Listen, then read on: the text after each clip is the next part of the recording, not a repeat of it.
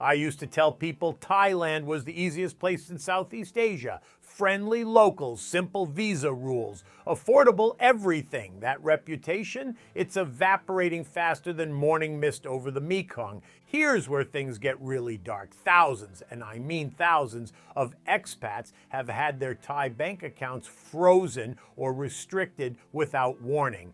Bangkok Bank seems to be leading the charge, accused of changing rules midstream and blocking withdrawals. I've heard horror stories. People unable to access their own money for medical emergencies, for surgery, for rent. One person described trying to resolve it through a call center, going in circles for weeks while their life savings sat locked behind arbitrary compliance rules. Some are calling it theft dressed up as regulation. Others just call it a nightmare. Imagine this. You're a retiree who moved your life savings to Thailand, bought a condo, built a life, then one day your account is frozen. No explanation, no timeline, just bureaucratic silence and the slow, creeping panic that maybe, just maybe, you made the worst decision of your life. People are canceling retirement plans over this. Six-figure-a-year retirees walking away from Thailand entirely because they can't trust the system anymore. I used to brag about Thailand's affordability. Street food for $1, beach bungalows for 20 bucks a night. Those days feel like ancient history. Now, a coconut costs 100 baht, triple what it used to be. Hotels have doubled, sometimes tripled their rates. I saw a two-bedroom Airbnb in Phuket listed for $3,500 a month, $3,500. You could rent a decent apartment in Barcelona for that. Bangkok and Chiang Mai, more expensive than they've ever been. Food, taxis, everything inflated beyond recognition, and it's not justified. Vietnam offers better value. Bali's cheaper. Even the Philippines feels more reasonable now. The explanation I keep hearing, fewer tourists, desperation to recover losses, a strong baht that's pricing out budget travelers, but honestly, it just feels like greed. Locals trying to squeeze every last baht out of whoever still shows up. I get it, businesses are struggling, but you can't slap premium prices on everything while giving people a colder, more hostile experience and still expect them to keep coming back. When travelers already feel squeezed, overcharged, and unwelcome, it opens the door to something even worse: scams.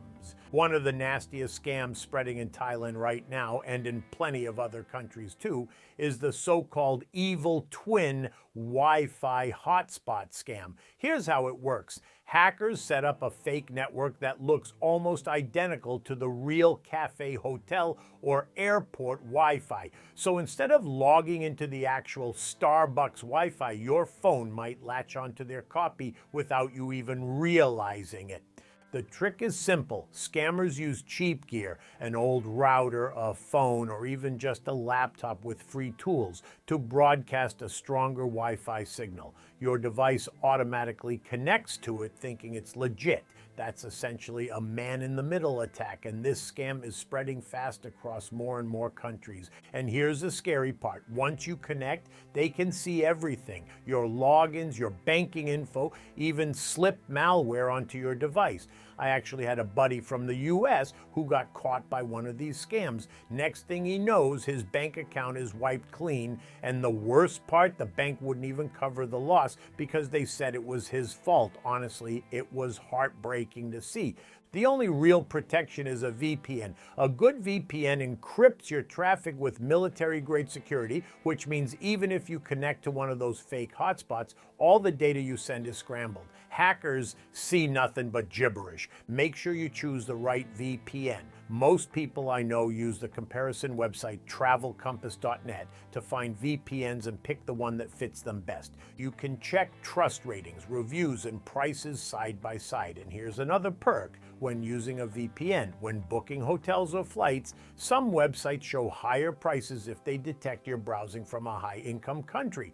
By switching your VPN location to somewhere like India or the Philippines, you can sometimes unlock much cheaper deals. In other words, a VPN doesn't just protect you, it can also save you money while you travel. I will leave the link down below, But zoom out for a second, and the bigger picture for tourism in Asia tells a very different story. Here's the elephant in the room. China used to send 11.1 million tourists to Thailand every year. In 2025, that number is expected to be 4 to 5 million. Why? Human trafficking, cyber scam networks, a $50 billion fraud ecosystem operating across Southeast Asia with Thailand as a major hub. The UN estimates 200,000 people are being held in scam compounds across Myanmar, Laos, and Cambodia, many of them Chinese citizens who thought they were coming for legitimate jobs. A Chinese film called No More Bets exposed a whole ugly operation, and now Chinese travelers are terrified. They're boycotting Thailand, not because they don't like the beaches, but because they're genuinely afraid of being kidnapped and forced into phone scam operations. That's not a PR problem. That's a humanitarian catastrophe that's destroying Thailand's tourism industry as collateral damage. Who's the new crowd Thailand is attracting? Budget backpackers, Malaysian day trippers, and Indian tourists. Nothing wrong with any of those groups, but they're not spending the same money. That's why per visitor revenue has dropped by 56%. Look, I'm not one of those expats who romanticizes the past. Thailand was never perfect. It had problems, scams, corruption, inequality long before 2025. But something fundamental has shifted. People keep saying the vibe is gone. In fact, and I feel it too. That easy, welcoming energy Thailand was famous for, it's being replaced by something harder, more transactional, more cynical. Street culture is fading. Shopping isn't what it was. The charm is eroding under the weight of commercialism and desperation. There's this growing sentiment that Thailand only wants rich tourists now, and if you're not wealthy, don't bother. There are even complaints, some fair, some not, about which nationalities are wanted and which aren't. Uncomfortable stereotypes about Indian and Russian tourists, resentment that Chinese tourists only spend money at Chinese-owned businesses. It's gotten tribal and ugly in ways it didn't used to be. The expat forums are full of people reconsidering everything. I was going to retire in Thailand, but now I'm going to Vietnam. Spain looks better, maybe Italy instead. Vietnam, especially Da Nang, keeps coming up. Affordable, clean, good infrastructure, and crucially, welcoming. Bali's more relaxed, and the Philippines feels friendlier. Malaysia's bureaucracy is actually clearer than Thailand's now, which is saying something. Thailand is losing its unique position, and once that mystique is gone, it's hard to get back. And I need to pause here, because despite everything I've just said, I don't want to write Thailand off completely. There are still good things happening. New hotel supplies coming online, which should ease prices. There's a real crackdown on scam networks underway. Thailand's working with neighboring countries to shut down trafficking operations.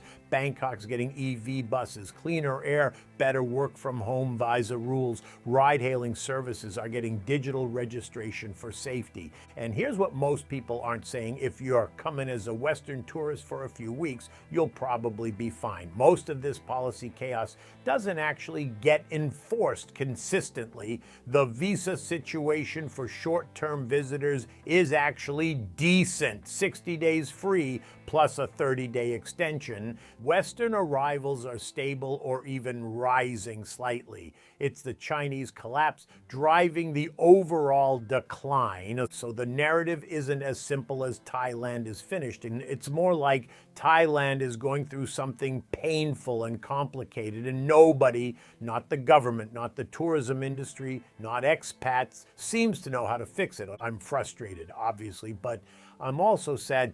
Thailand gave me some of the best experiences of my life. The food, the islands, the chaos and beauty and strange magic of Bangkok at 2 a.m., the friends I made, the version of myself I discovered while living there. I don't want to see it fail, but I also can't pretend everything's fine when expats are getting their accounts frozen, when immigration treats people like criminals, when prices are shooting up while the welcome mat gets pulled away.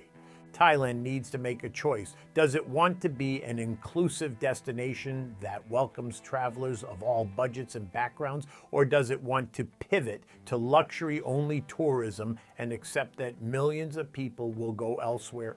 Right now, it's trying to do both and achieving neither. The policies are hostile, the prices are too high for budget travelers, but the infrastructure and experience aren't premium enough to justify luxury positioning. It's stuck in no man's land. I honestly don't know. Maybe the government stabilizes. Maybe banks start treating customers like human beings again. Maybe prices correct when tourism rebounds. Maybe the scam crackdown works and Chinese tourists come back. Or maybe Thailand becomes a cautionary tale, a place that took its advantages for granted, alienated its core audience, and watched helplessly as Vietnam and other neighbors ate its lunch.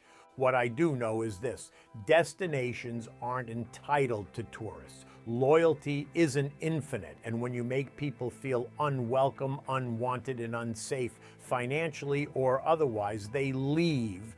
What are your thoughts on the tourism crisis in Thailand right now? Are you planning to return, or are Vietnam and the Philippines looking more appealing? Let us know in the comments below. Thanks for watching, and I'll see you in the next video.